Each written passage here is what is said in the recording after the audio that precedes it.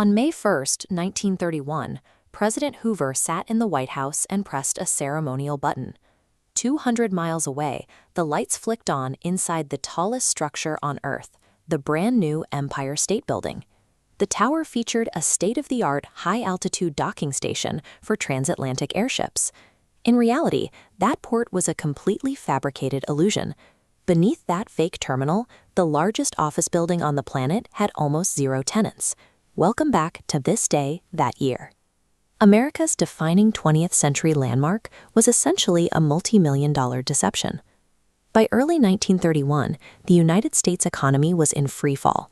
With unemployment rising toward 25%, millions of Americans found themselves standing in breadlines, desperate for basic survival. High above those breadlines, a handful of Manhattan's wealthiest developers were pouring fortunes into a ruthless, ego-driven contest. This chart shows the initial planned heights of the three main contenders in what the press called the race to the sky. 40 Wall Street, the Chrysler Building, and a new project called the Empire State Building were all locked in a dead heat. Winning that height title became a personal obsession for these men, pushing them to ignore financial logic in order to secure the crown. The team behind the Chrysler Building executed a brilliant tactical deception, secretly assembling a 185-foot steel spire entirely hidden inside the building's central fire shaft. In October 1929, they hoisted that needle through the roof in just 90 minutes, instantly taking the world height record. That move enraged John J. Raskob, the financier backing the Empire State Building. He stood a jumbo pencil on its end and ordered his architects to scrap their blueprints, demanding to know how high they could build without the structure falling down. Competitive ego forced the design team to throw out their plans and push the steel framework past every known engineering and zoning limit of the era. Because the Manhattan site had no room to store materials, the general contractors turned the project into a vertical assembly line. Steel was fabricated in Pennsylvania and delivered to the exact floor it was needed, exactly when it was needed. The men executing this high-altitude work were largely Mohawk iron workers known as skywalkers. Working without safety harnesses, they navigated narrow steel beams hundreds of feet in the air with calculated discipline. Driven by this intense coordination, the framework rose at a staggering pace of 4.5 stories every single week. They placed 57,000 tons of steel and laid 10 million bricks, topping out the structure in a record-breaking 410 days. The Empire State Building functioned like a military-grade logistical operation, rising flawlessly even as the national economy collapsed.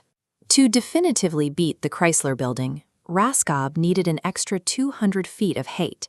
He justified the extension by telling the public it was a mooring mast where transatlantic zeppelins could dock and unload passengers. This diagram shows the physical problem. At 1,250 feet, massive wind updrafts make stabilizing a giant gas-filled balloon lethal. In September 1931, a Navy blimp tried to dock, fought 40-mile-per-hour winds, spilled ballast, and nearly crashed before retreating. Raskob's futuristic airship terminal functioned as a massive architectural loophole, allowing his building to win the height war on a technicality. Winning that war came at a steep cost. Opening during the worst years of the Depression meant 75% of the building's office space sat vacant. To hide the failure, management forced workers to walk the empty upper floors and turn on the lights, creating a fake appearance of occupancy. The property failed to turn a profit for 20 years. Its owners were saved from ruin largely by selling tickets to the observation deck, a tourist attraction driven by the 1933 movie King Kong.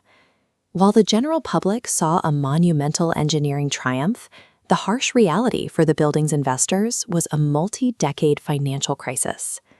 As Europe struggled with the aftermath of the First World War, the New York skyline was aggressively expanding upward. The sheer scale of the Empire State Building signaled that the era of the great New York skyscraper rivalry was over. Manhattan had successfully built past the limits of what was once considered economically possible.